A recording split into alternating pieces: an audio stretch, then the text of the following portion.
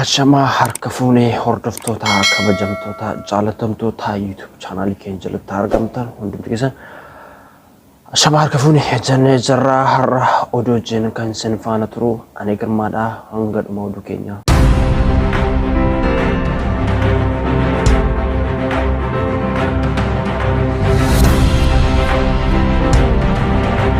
Faana turaam.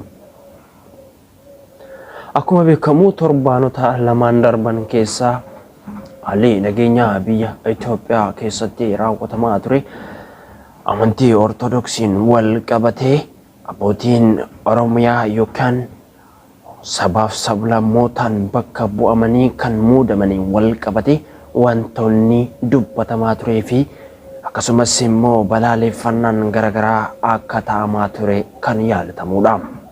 Ta'u malee abbootiin keenya kaayyoo mataa isaanii kan qabatanii kaayyoo isaanii galmaan gahuudhaaf karaa dhugaatiin kan tarkaanfataa jiran ta'uu isaanii hubatameera. Naannolee garagaraattis immoo simannaan ho'anis taasifameera. Kun immoo gammachuu sabaaf sablammoonni afaan ofiitiin barachuu fi afaan ofiitiin barsiifachuu kan gonfachiisan abboonni kunniin gahee guddaa taphataniiru. Haa ta'u malee guyyoota muraasa kanneen keessatti namoonni tokko miira keessa seenuudhaan abboota kanneen wantoota hin taane keessatti galchaa kan jiran ta'uun hubatameera. Kunneenis fakkeenyaaf kanneen akka suuraa isaanii maxxansuudhaan faarulee amantii biroo garagaraa irratti maxxansuun akkasumas sirbootaanis wal qunnamsiisanii namoonni tokkos miidiyaalee garagaraa irratti amantii keenya afudhaa nutu isin jaalannaa gara amantii keenyatti geeddaramaa wanti jedhamu tokko dubbatamaa jiraachuusaa hubatame.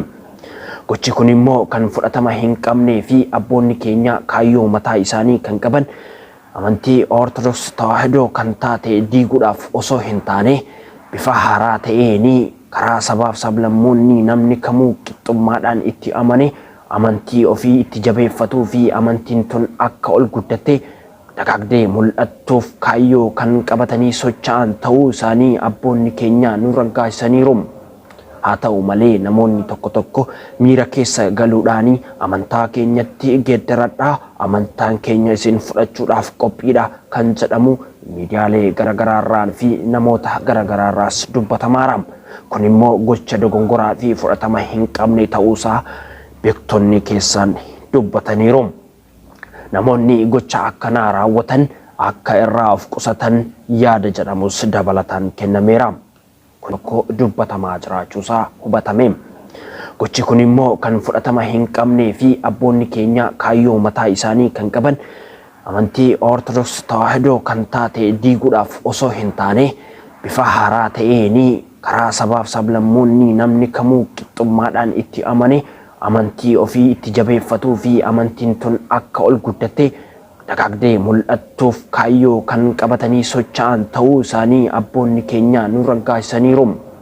Haa ta'u malee namoonni tokko miira keessa galuudhaan amantaa keenyatti geeddaradhaa amantaan keenya isin fudhachuudhaaf qophiidha kan jedhamu miidiyaalee garagaraarraan fi namoota garagaraarraas dubbatamaara. Kun immoo gocha dogongoraa fi fudhatama hin qabne ta'uusaa beektonni keessan dubbataniiru. Namoonni gocha akkanaa raawwatan akka irraa of qusatan yaada jedhamus dabalataan kennameera. Kun immoo gocha abbootii keenya saalfachiisu akkasumas immoo dubbicha gara siyaasaatti kan geeddaru ta'uun akka hubatamuu qabu beeksisaniiru. Deeggarsi amantoota biraarraa akkuma raawwatamutti ta'ee garuu gochoonni akkanaa kunniin fudhatama akka hin qabnee fi namoonni tokko sababoota kanaan burjaaja'uudhaan abboota duuka dhaabbachuudhaaf sodaa garagaraa keessa seenaniiru.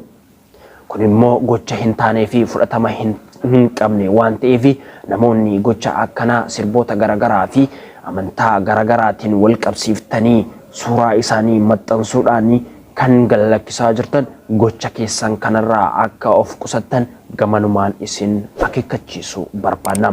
Kaayyoon abboota keenya galma gahuu yoo barbaadan kaayyoon abboota keenya dhugummaan isaa akka bahuu fi galma gahee sabaaf sablammoonni afaan isaaniitiin akka baratanii fi barsiifatan akka ta'u yoo barbaadama ta'e gochoota akkanaarraa akka of qusattan gamanumaan isin beeksisuu jaalanna.